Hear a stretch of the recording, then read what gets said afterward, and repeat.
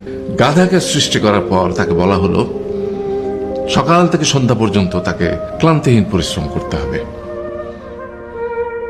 সারা জীবন তাকে পিঠে ভারী বোঝা বইতে হবে, খেতে পাবে শুধু ঘাস, আর তার মাথায় কোনো বুদ্ধি থাকবে না। তার আয়ু হবে 50 বছর। গাধা করজোড়ে সৃষ্টিকর্তাকে বলল, আমি এত বছর বাঁচতে চাই না, আমাকে 20 বছর আয়ু দেওয়া হোক। সৃষ্টিকর্তা সেটাই মঞ্জুর করলেন। কুকুরকে যখন সৃষ্টি করা হলো তখন তাকে বলা হলো যে সে হবে মানুষের সবচেয়ে বড় বন্ধু, কিন্তু সে খাবে মানুষের উচ্ছিষ্ট, এবং তার আয়ু হবে 30 বছর। কুকুর সৃষ্টিকর্তাকে বলল, আমি এত বছর বাঁচতে চাই না, আমাকে 15 বছর আয়ু দেওয়া।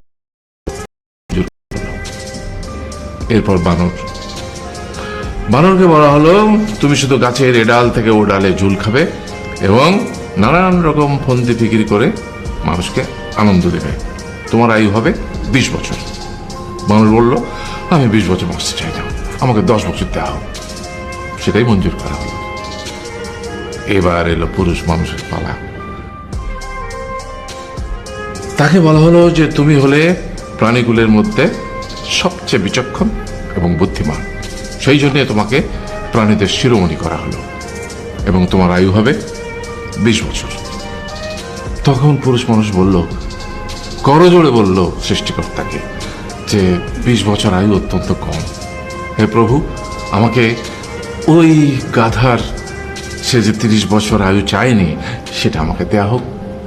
ওই যে কুকুর 15 বছর ফিরিয়ে দিয়েছিল সেটাও আমাকে দেয়া হোক। আর যে বানর 10 বছর নেয়নি সেটাও আমাকে দেয়া হোক।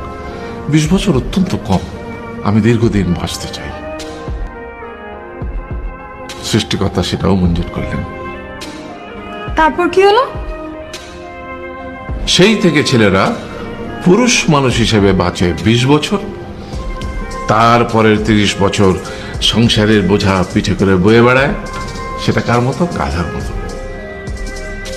তারপরের 15 বছর সে তার ছেলে মেয়েরা যা দেয় সেই রকম ঠিক কুকুরের মতো উচ্ছিষ্ট খেয়ে বাঁচে। আর তারপরে বৃদ্ধ বয়সে ঠিক বানরের মতো, যেমন গাছের এ ডাল থেকে ও ডাল ঝুল খায় বানর, তেমনি এই ছেলের বাড়ি থেকে ওই ছেলের বাড়ি, আর নানান রকম